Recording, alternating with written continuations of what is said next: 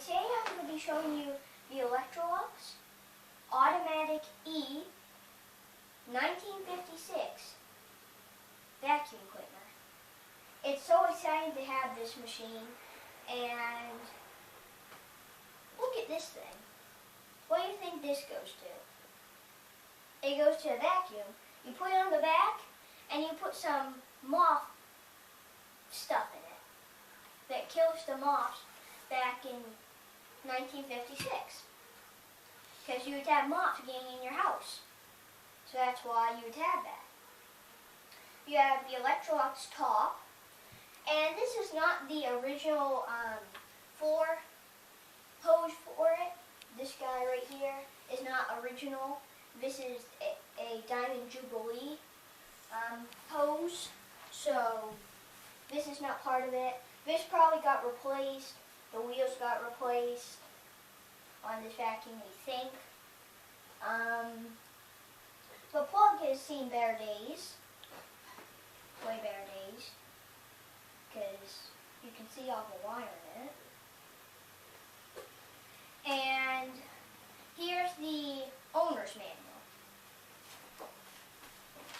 So if we come up here, the first page.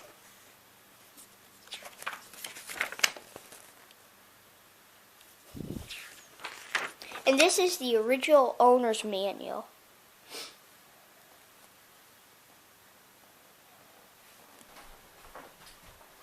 So there's a plastic on and off switch here. Be careful if you have one of these plastic on and off switches, because these can break really easily. There's not really much about this, but we got the original owner's manual, and if you look on the back, you can find out if it is a Automatic E, which one you have. It'll say either Automatic E1 for this machine, and this vacuum is pretty cool. So we are going to get to vacuuming with this vacuum in a second. It's got some stickers. This has been taken to repair shops many times. You can still get plenty of bags for these machines. But the thing I don't know if you can get is a new on and off switch. That might be a little bit difficult to get. So also, if you need to get a new cord, be careful. Don't try to break it, because this is a 1956 vacuum cleaner, and we're in 2023. So this vacuum is really old, more than 50 years. This vacuum's been around. So now let's get vacuuming. Let's move all our tools out the way. Our manual. So we're going to put down some paper for his vacuum to suck up. And if you also want to change your settings on this guy, what you got to do is, see this? So if you had it on here, you would be able to use this side for your floors. But then you wouldn't be able to use the carpet side. So what you got to do is you got to push these two buttons and then flip it. And now you can use your floor side. Or now you can use your carpet side. So now we're going to get into vacuuming. So we're going to lay down some dust and we will be ready. Alright everybody, we have put in every mess down. Now we have to plug it in.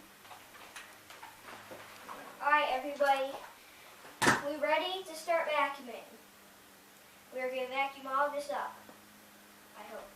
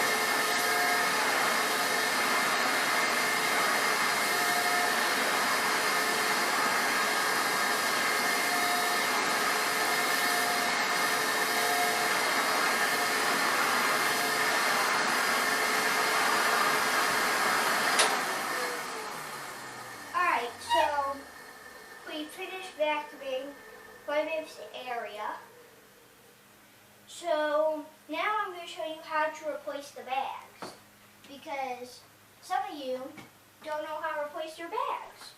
So I will show you how to replace your bags. And it's really easy to replace your bags.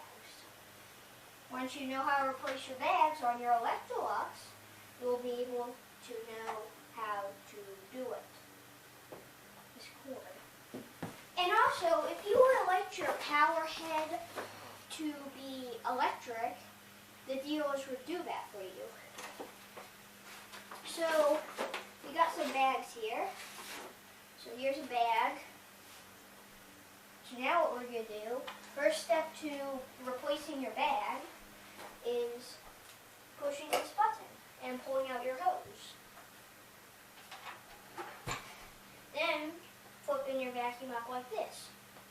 Then you're going to push the button at the top. And you're going to see your bag. You're going to pull out your bag, put it aside.